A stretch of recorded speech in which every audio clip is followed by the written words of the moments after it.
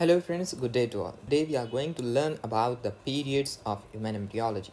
What is meant by the gestational age and the post-conceptional age, and how we can classify these ages and timeline so that we can understand and study the embryology in a very systematic manner. And next we will be studying about the postnatal periods like what is meant by infancy, childhood, neonate, puberty, adolescent, and adulthood as well. And at last, we'll be trying to understand the need of embryology, the subject, and the study. What is the need of embryology? So, before going to the video, please note that I have put all the related video classes related to this topic in the I button at the top right corner of the screen. You can click that and watch them as well so that you get the complete picture on the topic. So with this, let us proceed.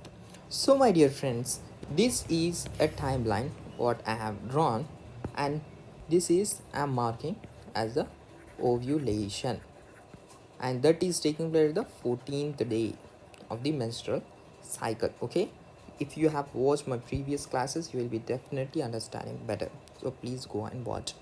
Click the I button. Okay, ovulation is taking place on the 14th day, and previous all these will be how much duration? 2 weeks. And in these 2 weeks, what is taking place? Menstruation phase and the proliferative phase. These two are taking place in this prior to the ovulation. Okay, and ovulation is marking on the 14th day, and we have learned that after the ovulation, the remaining 2 weeks, that is the 14 days, come under the luteal phase. But my dear friends, embryology starts only when there is a fertilization, because if the fertilization do not takes place, the cycle continues and it will known as a menstrual cycle. But we have learned that menstrual cycle stops its usual function if the fertilization takes place. And now, so there is no need of mentioning about the luteal phase and its duration. Instead of that, we mention that here what is taking place now? The fertilization takes place. Then we move on to the cleavage, and so and leads to the implantation implantation of the embryo, and all those things will be dealt in detail. So here the basic idea, we are trying to understand the periods. Okay, now there is one type of age that is taking reference, its reference from the menstruation. From here they are starting to count the days, and if you start from here up till the birth, if we calculate the age, that is nearly 40 weeks or 280 days. It comes to 280 days, and this type of reference is taken by the obstetrician, whereas there is another type of reference who take the ovulation as their reference. Okay, and ovulation or the fertilization. So what can be its duration? The ending point is same now, the starting point has changed, so minus 2 weeks. So 40 minus 2 weeks, nearly 38 weeks. So this type of terminology is being used, this type of reference is being used by the embryologist and radiologist, because the conception is the main process in their study, so they have taken in that way. And this type of period is named as the gestational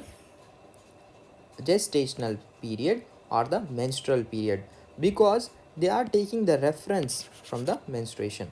Whereas the another type here, this is known as the post conceptional age or the ovulation as age, because the reference is the ovulation or the fertilization. And how that duration has been changed from 40 to 38, that you have to remember. If you study in this conceptual way, you will not forget. And so that here 40 minus 2, 38 week. Okay, this type of terminology is used by the embryologist, and as we are studying embryology, we will be dealing with this post conceptional age, taking and dealing with this age. So now let us try to classify this age into categories so that we can learn and understand in a better way the embryology. Okay, my dear friends, this is basically divided into three periods. One is the embryonic, and before that is the pre-embryonic, and after that is the post-embryonic, and it has another name as well, the fetal. So here let us try to understand. See, from the third week, after the third week means here 4, 5, 6, 7, 8, all these come under the embryonic. And after this 8 week, 9, from 9 to 38 at last, this will be under the post embryonic, and 1, 2, 3, this is coming under the pre embryonic. Let us write here so that you can remember. Embryonic is taken after the third week means 4, 5, 6, 7, 8, and pre-embryonic is 1, 2, 3 weeks, whereas post means from 9th till 38 week. So this is the total timeline, and we will be dealing in separate about the first week, second week, and third week under the pre-embryonic, and all these week 4 to 8 weeks under the embryonic period, and remaining all under the post embryonic, also known as the fetal. And from here you can get one concept, one usually asked point, that when is the embryo named as the fetus? So answer is during the starting of ninth week, because from this 9 till the 38 it is named after the fetus, because after the 8th week, during the starting of the 9th week, the embryo is named as the fetus. So that is also one important point you must remember. So with this, let us move, and here we are trying to learn about what is meant by the neonate and their ages. Okay, puberty, adolescent, and so on. So there is nothing conceptual here. You just have to remember that the neonate means the newborn, just newborn, and infancy period means from birth till its first 1 year, till 1 year it is coming under the infant. And childhood means after the 1 year till 12 years, and puberty means after the childhood, it comes after the childhood till 16 to 14 years. Okay, and adolescence means after the puberty till 18 years, and adolescent means after the 18 till 25 years. So all and so on, there are and so on. So these all come under the after birth, no? So they have the postnatal periods. So now let us come to understand and think somewhat why we are studying and what is the role of embryology in the day-to-day life, and as a practitioner and the doctor and the becoming doctor, in the journey of becoming doctor, we must try to understand what is the need of studying the embryology. One important need is that out of curiosity, because it is very curious to know that all the structures in our body are developing from single cell, right? Single cell, that is a zygote. So we have to wonder that how this single cell zygote is forming such different structures in the body. So all these, if we want to understand, we have to study the embryology. So one is the curiosity. This is general. So curiosity is very important in the study, learning, to learn something. And during this learning, we can correlate it with the gross anatomy as well as the histology, like another subjects. Very easily we can understand those if we know, we have a grip on the embryology. Second important thing is that as a becoming doctor and a practitioner, we must have idea that usually 3 to 4% of live birth, the neonates suffer from defects.